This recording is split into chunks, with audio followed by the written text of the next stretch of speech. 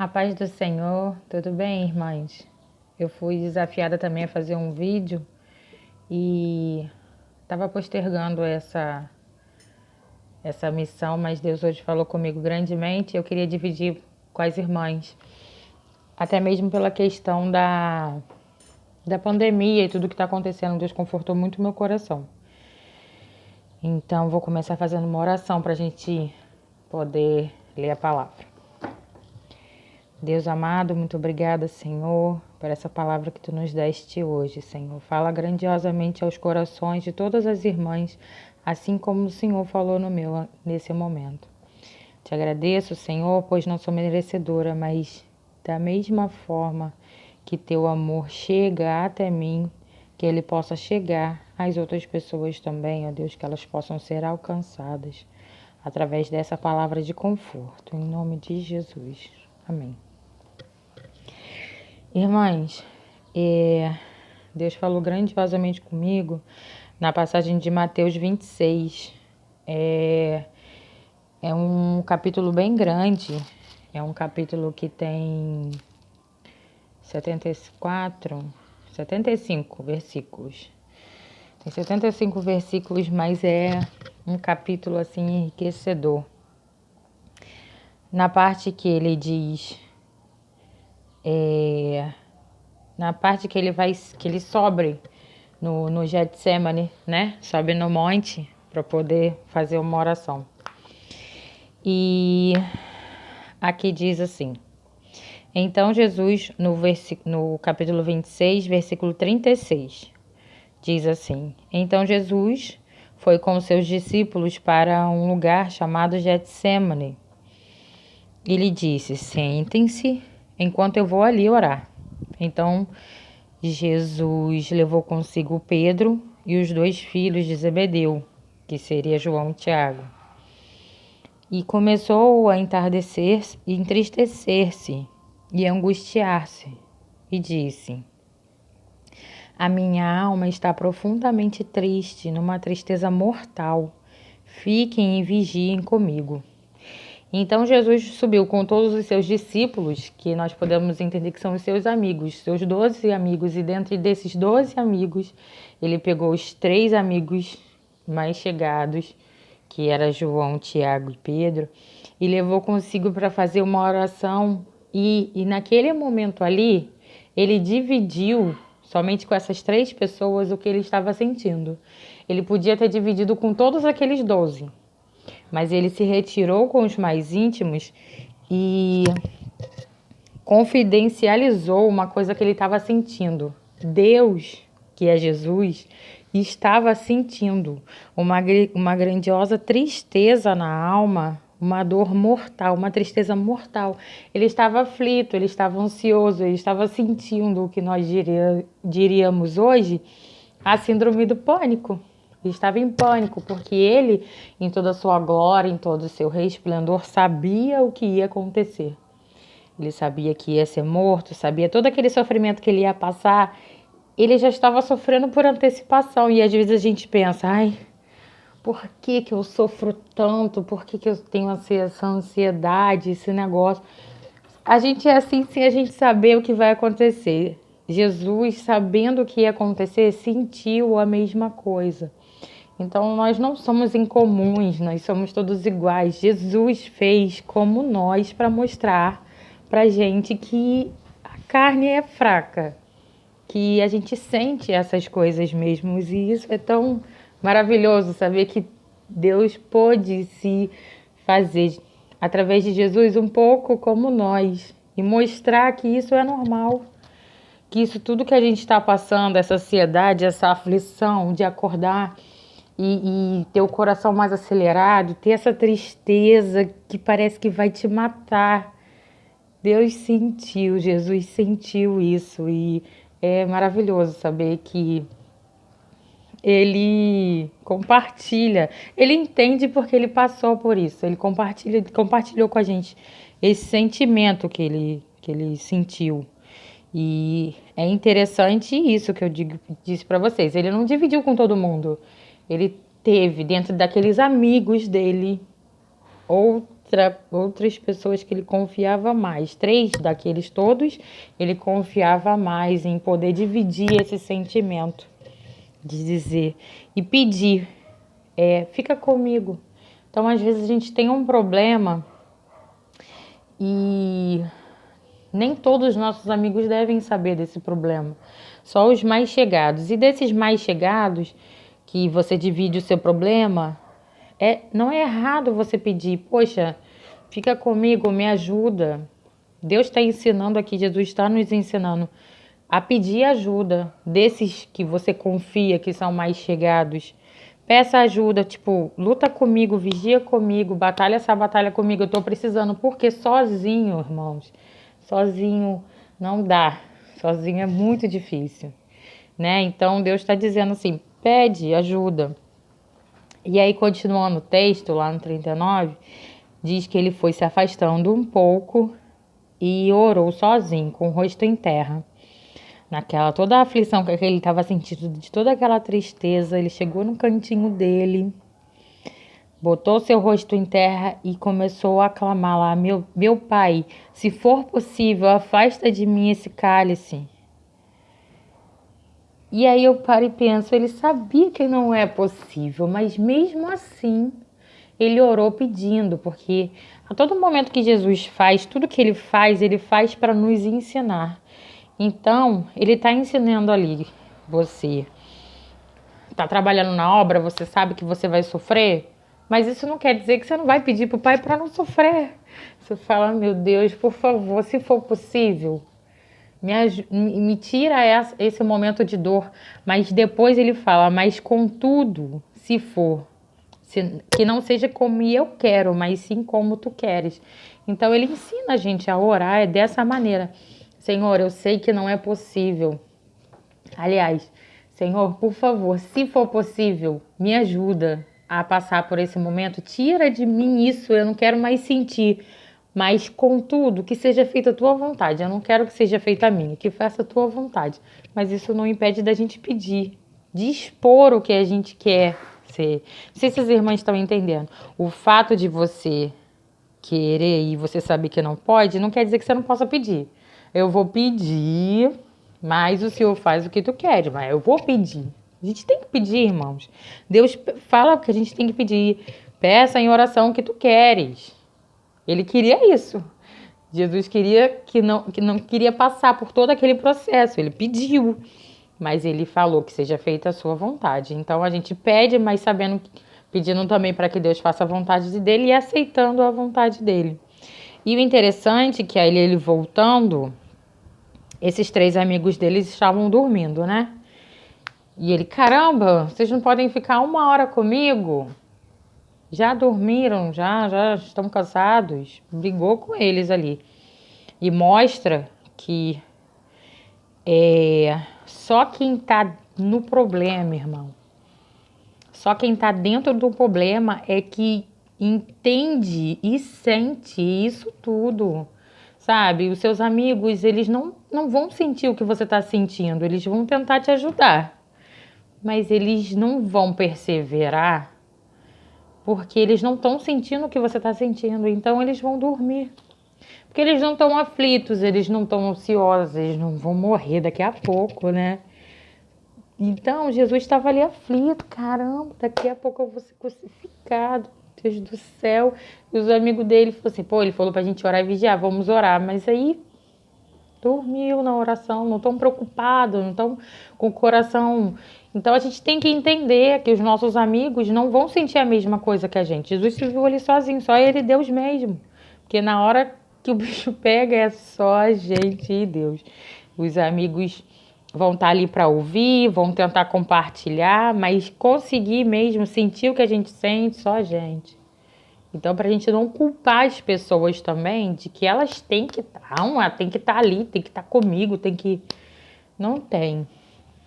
A Bíblia mostra que vão falhar, e a gente tem que tentar ser compreensivo, né? Porque uma hora também a gente vai falhar com os nossos amigos, né? E aí, me chamou a atenção também que ele falou que tinha que falar com os amigos e voltou a orar e fez a segunda oração. dizendo: Meu Pai, se for possível, afasta de mim este cálice, sem que eu beba, mas faça a sua vontade. Mais uma vez, ele pediu a mesma coisa. Ele foi lá e orou de novo a mesma coisa. Ai, eu não queria, Senhor, passar por isso. Afasta de mim esse cálice, sem que eu tenha que viver, sem eu ter que beber, sem eu ter que viver isso. Eu não quero viver isso. Afasta de mim isso. Eu não quero viver, mas que seja feita a sua vontade. Mais uma vez ele pediu. De repente Deus já, na primeira, ele já ouviu a resposta de Deus. Ah, você tem que passar por isso. Aí ele voltou lá e pediu de novo. Ai, Jesus, por favor. Jesus, ai, Deus, por favor. Se for possível que eu não beba. E mais uma vez, ele voltou e os amigos estavam dormindo. E aí, na terceira vez que ele voltou lá, ele só viu, né? Estão dormindo de novo, tadinho, estão cansados. Aí ele voltou pela terceira vez e fez a mesma oração. Então, Jesus mostra pra gente a perseverança na oração, de você estar pedindo.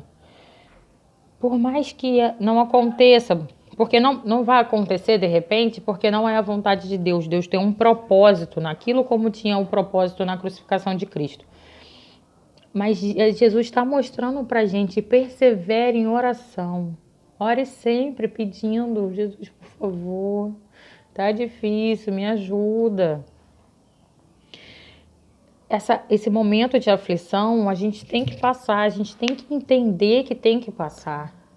E isso não nos impede de recorrer ao Pai pedindo, por favor, Jesus, nos livre. Porque eu acredito que a oração já te dá um sentimento de mais tranquilidade, só de você poder estar falando com teu Pai. Ô, Pai, tu tá me vendo aquilo que eu tô passando, tá difícil, Jesus. Vem me socorrer. Só de você estar conversando com seu pai e esperando nele com fé, com esperança, isso já te dá um alívio em todo o turbulhão de sentimentos que a gente está vivendo. E aí, depois que ele fez a terceira oração, ele já despertou os outros amigos dele, os 3 discípulos que estavam com ele, Pedro, João e Tiago, falando assim: vamos levantar porque já está chegando aí quem vai me trair. E na hora que Judas chega lá com as pessoas, quer dizer, eles estavam lá embaixo, né? Estavam lá embaixo não, eles estavam separados, né? Os 3 estavam separados dos outros. E aí, de repente, chega Judas com os guardas para poder mostrar quem era Jesus. E Jesus diz uma coisa que é difícil da gente entender. De uma pessoa que você considera um amigo seu e ele te trai. Jesus já sabia que ele ia trair, mas mesmo assim Jesus respondeu quando o Judas chegou e deu um beijo, né, em Jesus e disse: a paz seja contigo, mestre. Gente, que falsidade, meu Deus. E Jesus, sabendo daquilo ser falso, mesmo assim ele chegou e respondeu Jesus para Judas: amigo, o que lhe traz? Ele perguntou: amigo, o que veio fazer aqui? Ele chamou de amigo, irmãos. Ele chamou de amigo uma pessoa que sabia que ia trair ele. Jesus mostra aqui pra gente que, independente do que a pessoa sente por você ou faça por você, o que vale é o seu sentimento por ela. Para Jesus, Judas era amigo dele, entendeu? O sentimento de Jesus por Judas indifere do sentimento de Judas por ele. Por mais que Judas gostasse de Jesus, amasse Jesus e o traiu, enfim, ou se não gostasse, ou se era interesse, Jesus não queria saber do sentimento, porque para Jesus, Judas ainda era seu amigo. E aí Jesus ensina que não importa o que as pessoas vão fazer com você, ou se são seus amigos, se não são, você tem que se preocupar com o que você sente. Se você tem que sentir amor ao próximo, você tem que ter amizade, Você tem que guardar o seu coração de certas pessoas, mas a quem você escolher ser seu amigo, que você seja amigo de verdade, independente dessa reciprocidade ou não. Então, isso é muito forte. Isso é muito forte. Você ser fiel ao seu sentimento pela pessoa, não depender de alguma ação da pessoa para ela ser sua amiga. Deus é maravilhoso. E aí depois, Jesus disse, lá no versículo 52, porque deixa eu explicar, teve aquela confusão de que veio um dos seus discípulos e cortou a orelha do guarda, e ele foi e disse assim, guarde a espada, pois todos os que empunham a espada, pela espada morrerão. Vocês acham que eu não posso pedir ao Pai e ele não colocaria imediatamente à minha disposição mais 12 legiões de anjos? Como então se cumprirá as escrituras que diz que as coisas deverão acontecer desta forma? Então, Jesus estava mostrando que ele aceitou, aqui ele mostra que ele aceitou a vontade de Deus. Ele sabia, ele entendeu que ele pediu, Senhor, por favor, passa de mim esse cálice. Ele tinha a opção de pedir os anjos para o proteger, mas mesmo assim ele entendeu, depois de 3 vezes orando, que aquela é a vontade de Deus. Por que que ele entendeu? Porque chegou o guarda lá. Se Deus não quisesse, o guarda não ia chegar. Então, aí Deus me livrou. Mas, como chegou o guarda lá, ele já falou, chegou o guarda, então vai ter que ser a vontade do Pai, é essa aí, vou ter que aceitar. Ele aceitou dizendo, não, ele veio me buscar porque assim Deus o quis, então deixa ele fazer o que tiver que fazer. Aceitar a vontade de Deus é muito importante para a gente poder ter essa maturidade cristã, viver melhor, né, irmãos? Porque senão a gente fica assim, só reclamando, porque não aceitou a vontade, né? Não podemos ficar só reclamando, vamos aceitar a vontade de Deus. A gente pediu e aí os sinais mostram que Deus quer ao contrário do que a gente pediu, então vamos aceitar. E lá depois, Jesus foi preso e foi levado lá para o templo lá de Caifás e tal, conversar com o povo lá. Todo mundo começou a julgar Jesus, culpar, né? Começaram a jogar culpas em Jesus, culpá-los de várias coisas. Mas, lá no versículo 62 diz que ninguém tinha nenhuma acusação. As acusações eram todas infundadas. Então, Caifás chegou para Jesus e falou assim, você não vai se defender dessas acusações? E aí lá no 62 ele diz, então o sumo sacerdote levantou-se e disse a Jesus, você não vai responder às acusações que irão te fazendo? Mas Jesus permaneceu em silêncio. Então, até o 62, Jesus permaneceu em silêncio. Um monte de gente falando um monte de coisa de Jesus. Jesus é isso, Jesus é aquilo. E ele lá, em silêncio. Até então, nada estava concretizado para culpar Jesus da morte. Porque estava todo mundo falando, ele permaneceu em silêncio e nada da que as pessoas falavam tinham fundamentos para poder prender Jesus. E aí então o sumo sacerdote lhe disse, exijo que você jure pelo Deus vivo se você é o Cristo, o Filho de Deus e nos diga. E Jesus respondeu, tu mesmo o dissestes, mas eu digo, mas eu digo a todos vós, chegará o dia em que vereis o Filho do Homem assentado à direita do Poderoso e vindo às nuvens do céu. Enquanto ele permaneceu em silêncio, estava tudo sem nenhuma acusação. E aí, na hora que ele falou isso, foi quando o sumo sacerdote, lá no versículo 65, foi quando o sumo sacerdote rasgou as próprias vestes e disse, blasfemou.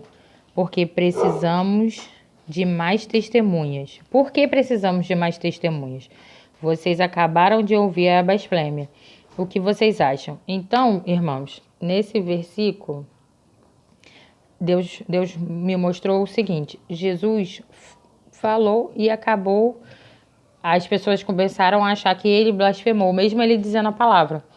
Então, aqui mostra que, enquanto ele ficou quieto, ele não tinha nenhuma acusação.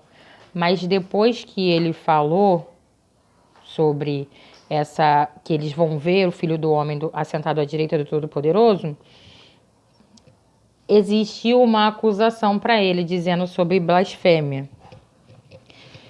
E foi isso que o condenou. Todo mundo o acusou. É réu de morte, respondeu eles.